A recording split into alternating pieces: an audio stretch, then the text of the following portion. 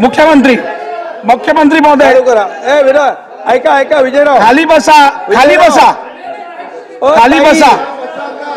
ओ ताई नंतर बोला ना, नंतर बोला विजयराव, नंतर बोला, नंतर बोला.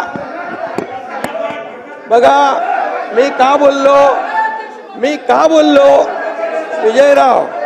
नाही शांत बसा सगळ्यांनी. घोषणा केलीच ना ती, मग ती काय बोलू शकत नाही. बसा. ऐका ऐका ताई ऐका. बसा. मी का बोललो. आशिष शेलारजी खाली बसून बोलू नका. माझा बोलण्याचा उद्देश कोणाचाही अपमान करण्याचा नाही. बघा ऐका विजयराव नाही विजयराव काय लावलंय.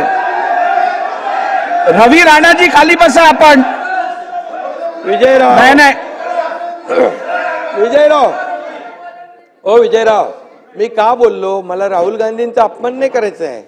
तुम्ही जेव्हा आम्ही अर्थसंकल्प जेव्हा मांडला ना दादांनी, तेव्हा तुम्ही लोकांनी म्हटलं कुठून पैसे आणणार, कसं देणार. मग आता जेव्हा खटाखट बोलले तेव्हा आम्ही बोललो का कुठून पैसे आणणार. पण त्यांनी देशातल्या जनतेने खोट्या आश्वासनावर विश्वास ठेवला का. मोदीनं प्रधानमंत्री केलंच की नाही. केलं की नाही. तुम्ही किती आकांडतांडव केला. बोललं की नाही. तुम्ही किती जंग पछाडले. मोदी होऊ नये म्हणून. एक मिनिट ऐका. मला एकच आपल्याला सांगतो मी. हे बघा तुम्ही पेढेही वाटले. मी काल का परवा म्हणालो तुम्ही पेढे पण विजयराव एक मिनिट विजयराव मला सांगा, सगळ्यांनी प्रयत्न केले की नाही मोदी प्रधानमंत्री होऊ नये म्हणून. केले की नाही. पण झालं काय. झालं किती केलं तरी मोदीच प्रधानमंत्री झाले. बरोबर. तुम्ही पेढे पण वाटले.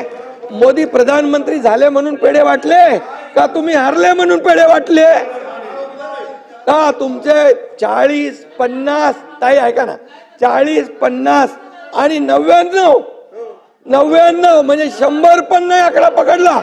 तुम्हाला 240 पर्यंत पोहोचायला 25 वर्ष लागतील. 25 वर्ष. त्यामुळे तुम्हाला मी सांगतो बघा संविधान बदलणार हे एकच नरेटिव्ह तुम्ही केलं. दलितांना म्हणाले तुमचं आरक्षण जाणार.